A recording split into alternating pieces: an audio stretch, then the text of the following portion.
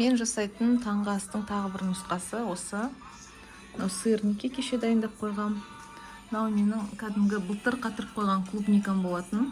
Жаңа ғана морозилниктен шығардым, сол себепті қатып тұр әлі. Сыр, қолдың майы, қаймақ. Мына жерде имбирь мен лайм қосылған бал, творожный сыр. Былай қарасаңыздар, еще панкейки бар. Былай қарасаңыздар, өте құнарлы, өте майлы. Былай қарасаңыздар, кальцияға өте бай таңғы ас. Өйткені осындай асты таңертең жеп алған біздің ағзамыз үшін өте пайдалы. Күшті сөз бар ғой, таңғы асты тастама дейді. Түскі асты досыңмен бөліс дейді. Кешкі асты жауыңа бер дейді. Сол себепті таңғы астың ол сөз адамның ағзасына өте мықты пайдасы бар екен білдіріп тұрды. Ана кісі мультик көріп отыр. Ал біз таңғы ас қабылдайық деп жатырмыз. Сәлем жақсыларым. Менің каналыма қош келдіңіздер. Бүгін жаңа влог. Сол жаңа влогты ерекшелеу бастағым келіп отыр. Себебі менің каналыма қазіргі таңда қарқынды жазылып жатқан жаңа оқырмандарым бар. Сол кісілер үшін өзімді таныстырудан бастамақпын. Есімім Гаухар болады. Мен отбасыммен Қарағанды қаласында тұрамын. Негізі өзім 2 жоғарғы оқу орнын тамамдап, инженер-эколог, экономист широкого профиля деген мамандықтардың иесі болған адаммын. Дипломдарыммен аз ғана жұмыс жасадым, бірақ берекелі жұмыс жасадым. Осы 2009 жылы сетевой бизнес деген бизнестің ерекше түрін көріп, сол бизнесқа жүрегім бұрып, сетевой бизнеспен айналысып кеткен адамдардың бірімін. Қазіргі таңда менің әлеуметтік статусым ол декреттегі ана.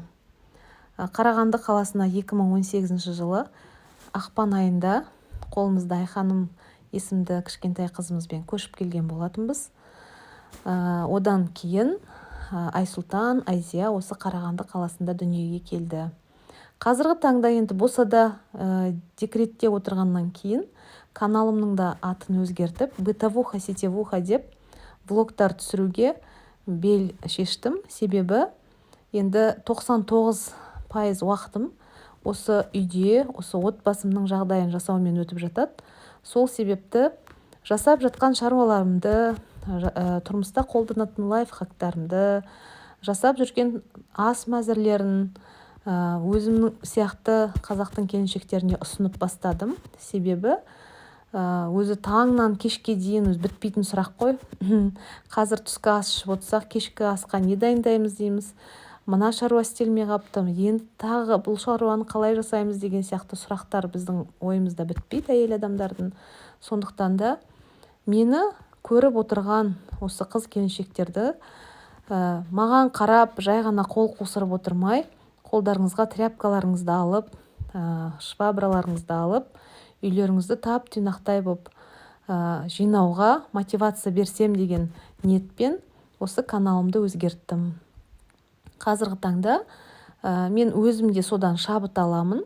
Негізі мен өмірде көп нәрсені жоспарлап, блокнотқа, қағазға түртіп жүретін адамдардың қатарынанмын. Соның ішінде мен шыны керек, мен уборканы да тізіп жүрем. Бір күні балкон жинау, бір күні гардеробты жинау, бір күні холодильникті жинау, бір күні морозильникті жаңағыдай размораживать етіп қайттан жинау деген сияқты. Балалардың киімін жинау, ересектердің киімін жинау деген сияқты нәрселерді енді өмір болғаннан кейін ол жоспарсыз болмау керек деп ойлаймын. Сөйтіп мен жоспарлап жүретін адамдардың қатарынанмын. Және де сөйтіп жоспарлап жүрген адамның кішкене миындағы нагрузка дейді ғой, миға түсіп тұрған салмақты жеңілдетеді. Сосын сол жаңағыда өмірімде пайдаланып жүрген, тұрмыста пайдаланып жүрген лайфхактар деп қабылдасаңыздар болады. Сонымен сіздермен бөлісіп жатырмын. Бүгін күн тәртібінде менде сөйтіп түртіп қойған шаруалардың бірі осы спальныйды жинау болатын. Жинағанда жай ғана жинай салу емес, кәдімгідей осы кроваттың астын көтеріп, біздің кроваттың асты кәдімгі бір кладовка сияқты, бір бөлме сияқты ғой. Соның барлығын көтеріп, барлық шаңын сорып, шаң сорғышпен, бәрін реттеп жиыстыру болатын. Соны көз алдарыңызда жасап жатырмын. Тағы да қайталап айтам, шабыттанып, сіздер де сол шаруаны менімен бірге немесе осы видеоны тамашалап болғаннан кейін жасап тастауға кеңес беремін. Мынау пылесостың қазір рахатын көріп жүрміз. Шынымен де бір керемет рахат екен. Барлық шаңды керемет сорады, бізге қатты ұнап жүр. Мен бұл жерден кроватьты күнде жылжыта бермеймін. Бүгін астын сүртіп алайын деп кен уборка жасағаннан кейін жылжытып жатырмын. Енді что и следовало ожидать дейді ғой. Мына осындай шаң басып жатады. Соны қазір осылай сүрте салам. Гринвейдің салфеткасы. Бұрқыратып шаңды шаңға қоспай, мынаны қараңыздар. Осы вечный сұрақ болады менде. Осы шаң деген қай жақтан шыға береді, таусылмай ма деген сияқты. Мынаны қараңыздар. Қараңыздар, қандай шаң. Сұмдық шок контент болды сіздерге. Жаңа жылдың алдында ғана қозғағам бұл кроватьты. Одан бері қозғап тұрғаным осы 6 айда бір қозғап тұрмын сонда. Қазір осылай тряпканы тағы да жуып алып келем да, тағы да сүртем. Қаншама шаң шығып жатыр. Бүгін түнде күшті ұйықтайтын шығармыз, Аллах қаласа.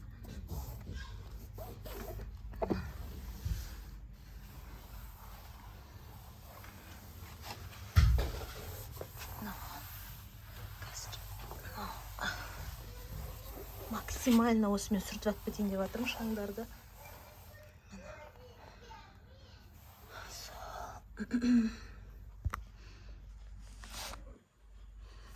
Қазір жуып алып келем ваннаға барып. Мына жерге келгесін бір жолата қабырғаны сүртіп,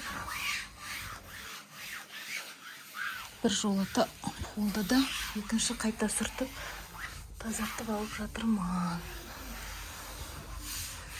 Негізі мен кішкене бұндай генеральный уборка емес, бір жеңіл желпі жасағанда Гринвейдің швабрасын басына салфетка өзінің насадкасын қыстырып алам да, осылай қабырғаларды бір сүртіп шығам. Өйткені дегенмен терезе ашамыз, балалар секіреді, жүгіреді, ойнайды. Сол кезде шаң қонады ғой дегенмен. Сосын қабырға деген ұстап тұра береді ол шаңды. Сосын өзіміз онымен демаламыз дегендей. Сол. Және де екінші қайтара полды сүртемін. Сосын кроватьты орнына қоям.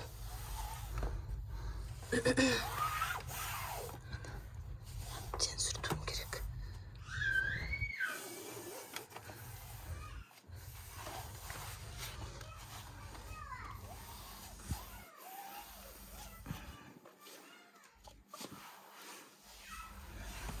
Жаңағында емес, міне шаң жоқ уже. Біраз шаңды өзім қолмен жинап алып кеттім ғой жаңа.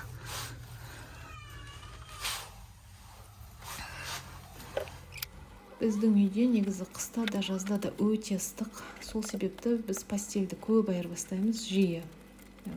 Бір аптада 10 күнде бір рет айырбастап тұрамыз. Себебі енді ыстық үй болғаннан кейін жиі терлейміз дегендей. Мына жерде кейде морозильниктің үстіне жоспарланбаған нәрселер қаптап жиналып қалады. Горячая точка деген болады ғой, сол осы спальныдағы горячая точка, осы горизонтальный поверхностьтар бүкіл нәрсені магнит құсап жинап тұрады дейді ғой. Осы морозилкада бізде сондай. Бүкіл нәрсе осының үстінде жатады. Морозилканы да артын сүртіп, ой бір рахаттанып жатырмын. Қаншама шаңнан үй босап, рахат болып қалды. Кейде менің де онлайн алған заттарымда кішкене промах болып қалады. Өткен жолы осындай күшті костюм алған болатынмын. Енді мына костюмның маған осылай түрі барлығы ұнады. Бірақ мен есепке алмаппын. Оның мына шалбары леннан тігілгеннен кейін. Сосын ол кішкене созылмайды екен. Футболкасы маған күшті кеп тұр. Бірақ L деп ақ заказ бердім. Өзімнің алып жүрген 48-ші размерім. Мына жерде вискоз емес, мына жері лен болып тұр, созылмайтын. турецкий неден чаттан қыздармен бірге отырып заказ беретін осындай костюмым маған дұрыс келмей қалды. Мен оны анда-санда неге қойып қоям, сатып жіберем өзім алған бағасына. Сол 8400 теңгеден алдым. Алам деген адамға сол бағаға берем. Және де мына ұсақ түйектердің Инстаграм парақшасынан тоже заказ бергем. Мынау стеклоны жабыстыратын клей. Жолдасым менің небір ремонттармен айналысып жүреді өзі. Соған мынау кір машина жууға арналған таблетка. Жақсы отзывтарын естіп, жанымдағы тоже супер хозяйкалар нетеді екен, осымен пайдаланады екен. Сол стиральный машинаны тазартуға арналған осындай таблетка алдым. Және де мынандай бір көзге көрінбейтін, бірақ рөлі керемет заттар болады. Мынау қарасаңыз осындай жіп-жіңішке мынандай пластар. Мебельдің есігі жабылған кезде сарт-сарт етіп жабылады ғой. Или же болады ғой, есік ашылған кезде прям қабырған тесік бете жаздайтын. Сол жерге қойып қойса, мынаумен мынаған тиеді де жұмсақ жабылатын болады. Соны алдым. Және Айханым екеуміздің шашымыз деген ваннаға түскен кезде ой болып кететін уақыттар болады. Соған мынаны негізі мен ақ түсін белгілегем. Мынандай түсі кепті. Мен негізі бұндай түстерді араластырғым келмейді ваннаға. Реті кесе, либо біреуге берермін, сатармын, қоя салам енді. Ал мынау өткен жолы гардеробымды жинағанға дейін келсе екен деп едім. Ол кешігіп кеп жатыр. Осындай киімдерге кигізетін чехол. Менің бір гардеробымда жинап тастай алмайтын бір-екі қара көйлектерім бар. Асекеңнің пиджагы бар. Сол босқа шаң болып тұрмай, осындай кәдімгі сыдырмасы бар. Осындай мына киімге кигізіп жинап қоятын. Осындай қап. Сондай нәрселер келіп жатыр. Осындай только полезный заттарға осылай арада отзывтармен танысып, кісілерден рекомендациясын тыңдап деген сияқты осылай тапсырыспен алғызып тұрам. Үй шаруашылығын ыңғайлауға, реттеуге, жаңағындай киімдерге, допустим, жинадым деп іліп қойып, шаң түсіп жатса да бізге дұрыс емес қой. Сол үшін осындай нәрселерді көріп қап жатсам, ойыма қонып жатса, өстіп ескеріп жүрем. Менің кішігірім распаковкам осы болып жатыр. Әдетте күнделікті мынау қатардағы уборкалар бар ғой, соған мен 20 минуттан артық уақыт бөлмеймін. Өзім үнемі айтып жүрем ғой, 20 минут техникасын ұстаймын деп.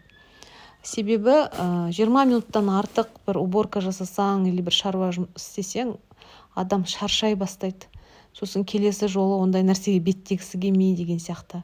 Мен үйде әдетте күнделікті мынандай поддерживающий уборка жасаған кезде 20 минут техникасын пайдаланамын да, міне мысал үшін кеуіп тұрған кірді орынды-орнына бүктеп салу, 20 минут жеткілікті. Бірақ терезені сүртіп алу 20 минут жеткілікті. Немесе бір бөлмені ғана пылесостап алып, реттестіріп, жинастырып шығуға 20 минут жеткілікті. Одан артық уақыт бөлсе, ол уже генеральный уборкаға келіп соғады, сосын сіз шаршай бастайсыз. Ал мынандай генеральный уборка жасардың алдында адамға шыны керек, настрой керек. Енді сетевой бизнестің менің өмірім үшін берген жақсы тұстары өте көп. Ол мынау саяхат, бір басқа адамдармен танысу, басқа әлемді көру дегеннен де басқа, мынау күнделікті өмірге пайдаланатын нәрсесі ол визуализация. Мен осындай үлкен шаруаларды істемес бұрын, жаңағындай қазақта айтады ғой, желкем жар бермей тұрады ғой, сондайда бірінші визуализация жасаймын. Ал мен жасап болғаннан кейінгі соңғы нәтиже қандай болады деп. Сол нәтиже мені қуанта ма? Сол нәтиже маған эмоция бере ма? Сол нәтиже маған пайда бере ма? Мен соның барлығын кәдімгідей көз алдыма елестетем да. Содан кейін ғана барып, нәтижесін елестегеннен кейін білек сыбанып тұрып кірісіп кетем. Сол айтады ғой, өзім дегенде өгіз қара күшім бар деп, сол өзімізді әбден шабыттау үшін сондай визуализация деген көмектеседі. Мына жерде кроваттың астында осылай ыдыс-аяқтар коробкамен тұрады. Ішінде ыдыстар тап-таза, сол бетіне шаң қонуы мүмкін. Мынау пылесоспен бүкіл шаңдарын сорып, осылай тазартып аламын. 1 сағаттан артық уақыт бөліп жасаған шаруамның нәтижесін көрсетіп жатырмын. Негізгі мақсат осы екі төсектің астын жинау және де төсектерді айырбастау тұғын. Соның барлығын жасадым. Қойған мақсатыма жеттім деп ойлаймын. Және де енді қабырғаны, терезені, кроваттың басын, мына кроватты бәрін сүрту деген ол попутный шаруа. Бағана осы кроваттың жанына келіп жинап жатқан кезде менде айфоным отырып қалды да. Сіздер көрмеген уақытта есікті жуып алдым. Қалған осы морозильниктің да артын жуу керек тұғын, оның барлығын жасап алдым. Үстіп, енді күнде жасамасам да, бір жылда 2 рет осылай әр нәрсені орнынан қозғап генеральный уборка жасап алам. Шағын кеңістікті осылай көп деген нәрсемен заставлять етпей, захламлять етпей, осылай таза ұстағанға не жетсін. Бірақ енді өмір сүру процесінде балалар да ойыншықта келе береді, бізде киімді әкеп қоя береміз деген сияқты. Соның барлығын осылай бір сілкіп тастап жинау керек болады. Мына бұл жерде менің барлық үйіміз біздің осындай сұр түсті обоймен жасалған. Көп адамдар айтады, неге спальныға түнде жарық болмай ма, штор неге ілмейсің деген сияқты. Бізде негізі Қарағандыда мындай пасмурный, көлеңке болып тұратын ауа райы көп болады. Сол себепті өзі Қарағандыны айтады ғой, серый город деп. Үйге келгенде еңсеңді көтеріп тұратын жап-жарық, сондай жайлы үй болса екен деп, соған қарай тырысып, негізі мына обивкалар, маталар, жұмсақ қып, барлығын солай қып, жайлы қып, балалар болғаннан кейін солай жасаймын. Осы біздің спальный бөлменің акцентный түсі осы пыльная роза түс. Біздің бұл үйге келгендегі тарихымызда қызық қой, кейін рум-тур жасаған кезде айтып беретін болам. Сол біз көшіп келдік, келесі күні мен роддомға кеттім, дүниеге Айзия келді. Соған орайластырып, бұл покрывалды осындай пыльная роза түс қылып алған болатынбыз. Одан кейін оған серік боп, мына жерге сағатты да розовый түсте таңдап алғанбыз. Негізі кровать бізде былай тұратын бұрындары. Негізі жалпы идея бойынша солай болу керектігін, сосын мына жерден жоғарыдан төмен қарай түсіп тұратын полка ілініп тұру керектігін, менің жаңағындай өзімнің дизайным бойынша. Оған енді Айзия күндіз де құлады, түнде де құлады. Сосын Айзияны ары қарай тіреп қою керек болды, қауіпсіздік шарасы үшін. Ол енді временный нәрсе ғой, Алла қаласа өзінің орнына қайтады. Негізі басындағы дизайным бойынша мына жерде глубинасы 40 шкаф болу керектігін, двухстворчатый, 3 керек жоқтығын осылай. Оған енді таразының бір басында мұздатқыш тұрса, екінші басында шкаф тұратын болса, сол мұздатқыштың салмағы басып кетті. Өйткені қысы жазы етсіз, оның үстіне мен көп заготовкалар дайындаймын, сол үшін морозилка бізге керек болды. Шағын осындай морозилка тұрады. Сосын енді бөлме тар болғаннан кейін, үй кішкентай болғаннан кейін, гладильная доска, мен уже блогерствомен айналысып жүргеннен кейін штатив, ол өзі орындарын тауып жатыр. Сол шкафтың есебін енді бір нәрсе қылып келтіруіміз керек болды ғой, сол үшін осы келді. Менің жай намазым, намаз оқитын киімдерім, сосын кіріп шығып, жаңа жүре беретін киімдерім осылай осы бөлмеде ілініп тұрады. Сосын өткен жол бір влогымда көрсеткен болатын, осы колясканы сатып жіберейік деп жатырмыз деп, одан ақылдасып Асекең айтты ғой. Бір анда-санда далаға бір демалысқа шығатын болсақ, Айзияны бірыңғай қолдан түспей қалай жүреді, сол үшін тұра берсін деп. Енді ол түртіп қойып, жоспарлап қойып жүрген шаруамыз. Солай бір далаға демалуға шыққанда ғана пайдаланамыз. Содан кейін балалар өскеннен кейін сатып жібереміз. Негізі далаға ұсталып көрмеген коляска болды бізде. Және де осы пылесос орнын тауып кетті, сондықтан да енді бұл жерде артық ауыз зат жоқ, мынаны шығарып тастайтын дейтін. Бәрі өзінің орнында. Және де мына жердегі вешалкада керемет, кейде бір балаларды шомылдырып осы жақта киіндіргеннен кейін орамалды да іле саламыз. Рахат нәрсе. Былай қарасаңыз, енді өзімізге кедергісі жоқ, осылай есікті ашып кіріп шығып. Мына ауа райы маған айтады да, Гаухар, балконыңды қоя тұр, бүгін жумай деп. Мен әбден жаңбырмен, Алланың нұрымен жерді шайып алайын дейді. Сондықтан мен де айтып жатырмын, жарайды, балконнан басқа да шаруам жетеді деп. Так что қазір холодильниктің ішін жинайтын боламыз. Ал холодильниктің ішін барлығын бері қарай алып тастауым керек. Сосын кішкене полкалардың аралығындағы қашықтықты да мына полканы үлкейтуім керек. Жоғарыдағын керісінше қысқартуым керек. Сосын алардың барлығын, күллі контейнерларды барлығын жуып, қайтадан астына төсейтіндерінің барлығын жуып, қайтадан салуым керек. Мына жерде де дәрілерде хаос болып тұр ғой, соның барлығын реттеп қоюым керек. Ал кірісейік ендеше. Ал мен мына жерде жаңа оқырмандарым үшін айтып кетейін. Бұрыннан қарап жүрген кісілер білет, менің ас бөлмем өте тар екенін. Сондықтан да әр миллиметрін, сантиметр тұрмақ миллиметрді есепке алдық. Мынау қабырға техника мен раковина тұрған. Ол бар жоғы 2 метр болды. 1 сантиметр артық болған жоқ. Сондықтан да сол 2 метр қабырғаның 60 сантиметрін холодильникке бердік. 50 сантиметрін газ плитаға бердік. Қалған 90 сантиметрін ортасынан бөліп 45-ін раковинаға, 45-ін ыдыс-аяқ жуатын машинаға бердік. Сол себепті мынау холодильнигіміз ашылған кезде шалқайып ашылмайды. Кәдімгі бірақ адамның иығы осылай абайлап баратын болса ғана сиятындай болып қана ашылады. Оның өзіне біз машықтанып алғанбыз. Негізі холодильниктің есігін керісінше жаққа, мынау қабырға жаққа ашылатын қылып жасауға да болады. Бірақ оған қабырға мен холодильниктің ортасында кем дегенде 5 сантиметр зазор қалу керек екен. Ал бізде ондай сантиметр деген жоқ. Сол себепті барымызбен базар деп абайлап жаңағындай қолданамыз.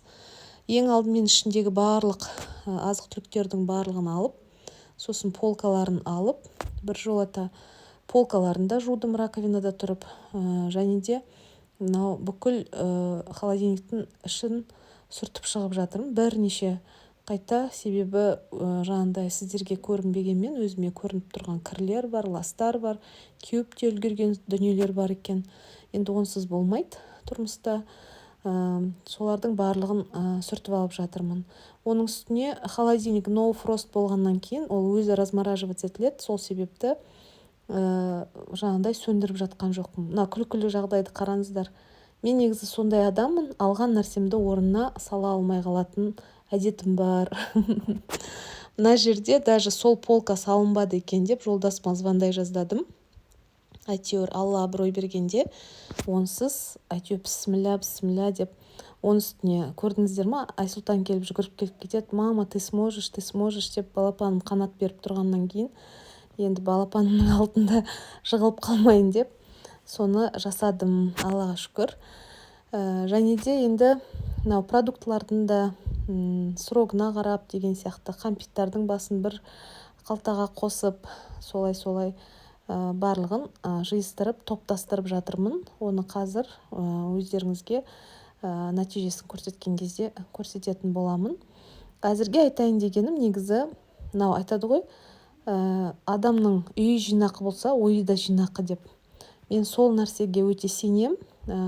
Өйткені енді басқа адам олай емес шығар, ол енді маған тән қасиет шығар. Мен жан-жағым шашылып кетсе, менің ойымда шашылып кетеді, менде концентрация болмайды, жасайын деп жатқан шаруамда береке болмай қалады. Сол себепті жаңа түртіп жүрем дедім ғой, мынаны жинауым керек, мынаны орнына қоюым керек, мынаны реттестіруім керек, мына жерге расхламление жасауым керек екен деген сияқты, мына жерге переорганизация жасауым керек деген нәрсені өзі ұнамай жүрсе солай түртіп бастаймын да, соны күн тәртібіне қойып, ақырындап уақыт бөліп арасында осылай жасап тастаймын. Зато одан кейінгі эмоцияны айтыңызшы, одан кейінгі жеңілдікті айтыңызшы. Жаңа айтып жатырмын ғой, соңғы нәтижесін көз алдыма елестетем де солай кірісіп кетем деп. Бұрын-соңды ондай техниканы пайдаланбаған болсаңыздар, өмірлеріңізге енгізіп көріңіздер, өмірлеріңіз жеңілдей түседі бір жақсы жері. Және де жаңағындай эмоционалды выгорание болмайды сіздерде. Әйтпесе біздің өмірімізде жаңағындай біздің назарымызды аударатын одан да басқа нәрселер көп қой. Ал әдеттегідей промежуточный ток көрсетіп жатырмын сіздерге. Мен негізі мына бірінші полканы тарылттым да, соның есебінен екінші полкаға молырақ орын бердім. Себебі жаз айларында балконға шығара алмаймыз. ыстық тамақты кештен қалған сол холодильникте сақтау керек болады. Соған кейде жетпей қалып жатады. 2 полка қойдым соған арнап. Сосын мына жерде шайдың заттары енді нан, варенье, жаңағы май, сыр, сүт дегендей. Ол енді жаңағы кастрюль қоятын болсақ, шетіне қарай ығыстырып, даже үстіне де қоюға болады. Үстінде бізде шоколадтар, мына жерде лаваш, нан завтракқа пайдаланып жүретін. Мынау 3-ші полкада 3 контейнер тұрады. Мынау консервілерге арналған. Мына жерде молочка, мына жерде жұмыртқа. Мына жерде енді бутылкаға құйылған дүниелер сақталады. Қымыз бен су тұр қазір. Мынау балық қоратын майы анау тұрған. Мына жерде жылқының майы, сосын соевый соус. Мынау әдейі осы ыстық емес, енді кастрюльді суытып барып қоямын ғой, соның астына қойып жүрген подставкам тұра берсін. Мына жерде бізде тәттілерге арналған отсек, оның ішінде басталмаған майонезді жаңа қойып қойдым. Сол тәттілерді осы жерге қоям.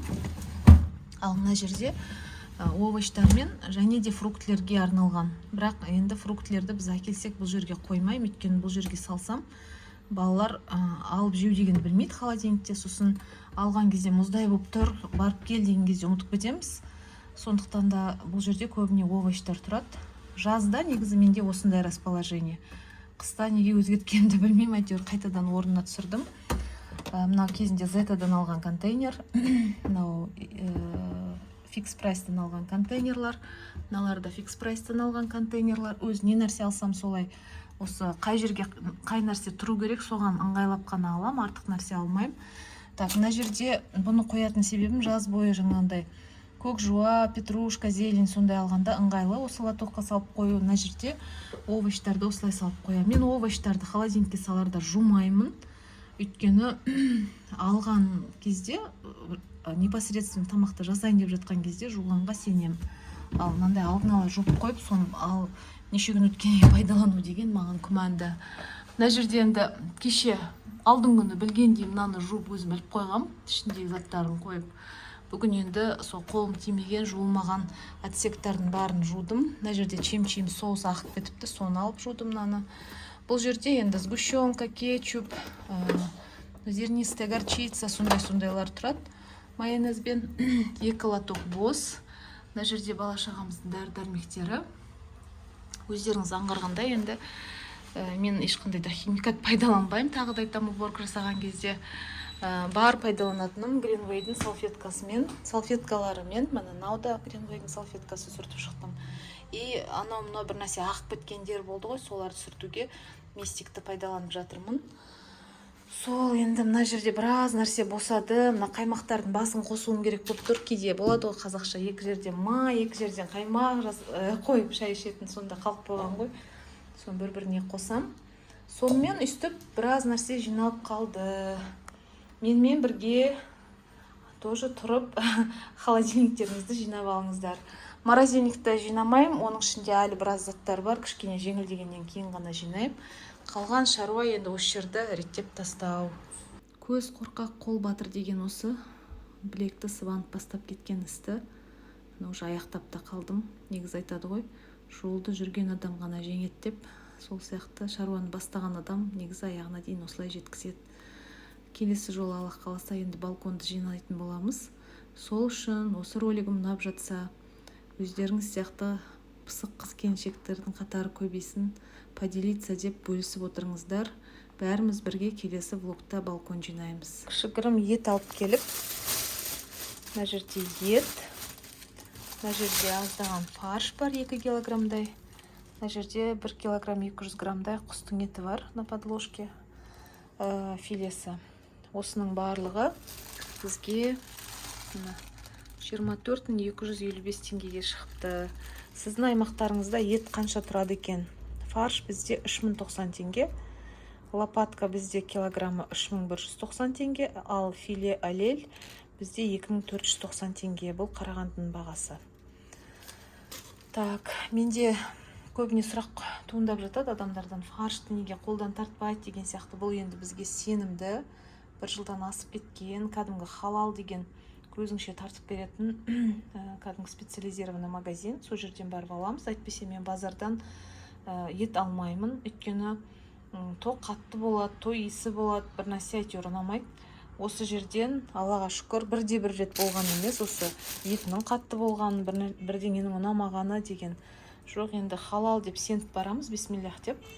Сосын біздің сеніміміз солай ақталып жүр, Аллаға шүкір. Мен Аллах қаласа 11 маусымда жол жүрем. Соған кішкене заготовка дайындауым керек. Бір жағынан бүгін пельмень жасаймын балаларыма. Айханым давно просила. Енді екінші жағынан пельменді молырақ жасап морозилькке қатырып кетуім керек. Және де ертең Құдай қаласа куриный котлеты жасаймын пюремен. Молынан жасауым керек. Сол 11 күні куриный котлетпен пюреден қалған обедке ыстып жейтіндей отбасым. 11 күні ужинға өздері пельмень қайнатып жейтіндей қылып дайындап кетуім керек. Ал етті мен қазір жуам, тұздайым, өзіме керекті бөліктерге бөлемде тұзы сіңгенше қоя тұрам. Одан кейін ертең деп бүгін түнде морозилькке салып тастаймын. Дүкеннен сатып алған етті әркім әрқалай реттейді ғой. Мен өзім бірінші осылай салқын сумен әбден жуам. Одан кейін сүйектер бар болатын болса, сәл ғана ет қалдырып сүйекке. Себебі көже жасағанда, суп жасаған кезде қайнатуға дұрыс болады. Ал қалған еттерді өзім жасайтын тамақтың ыңғайына қарай мөлшерлерін, пловқа үлкенірек дегендей, қалған тамақтарға ортаншырақ бөліп, біраз тұзын сіңдіріп алғаннан кейін шағын полиэтилен пакеттерге орап қатырып қоямын. Сосын шетінен алып пайдалануға ыңғайлы.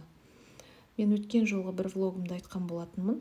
Осылай универсальное заварное тесто деген бір тестоның рецептін тауып алдым деп, соны бірнеше рет осы тамақ дайындауға пайдаланып жүрмін. Өте жақсы, жұмыс жасауға өте ыңғайлы екен бұл рецепт. Мен пельмендер қатырам, және осыдан кейін артылып қалған нанмен чебуреки да жасаймын. Сонда осы рецепттің сол универсальный болғандығы соншалықты, соның барлығы да өте дәмді шығады. Пельменге мен ешқандай бөтен ингредиент қоспаймын. Жуаны өте майдағып тартып тастаймын измельчительмен, бұрыш пен тұз ғана болды. Сосын осындай таппервердің формасымен дайындаймын. Ешқандай қиындық жоқ. Мен сосын аңғарып жүрген шығарсыздар, отырып шаруа жасай алмаймын. Осы тамақты жасаған кезде мен тұрып тұрам. Әрине аяққа көп салмақ түседі. Қазіргі таңда көп комплекс упражнений тауып алдым, негізі аяққа қатысты. Оны да кейінгі бір влогтарымда сіздерге көрсететін. Ал шабыт дегенді қойсаңызшы. Пельмень жасайым деп бастаған тірлігім арты мынау чебурекиға жалғасып жатыр. Мынау пельменницаның ішінде 40 штук пельмень шығады. Осындайдың 4-еуін жасадым. 2 партиясын морозилкада қатырып жатырмын. 2 партиясын қазір қайнатам. Мына жерде чебурекиді пісіре салайын деп жатырмын, қызық болсын деп. Менің кешкі асым дайын болды. Чебуреки пісті, пельмень пісті. Үлкендерге ғана укроп салам, балаларға салмаймын. Балалар ыстықтау десе, қазір үстіне сүт қосып берем. Сорпасында пельменде жақсы жейді балалар. Тамақ ішіп отырған болсаңыздар, барлықтарыңызға ас болсын.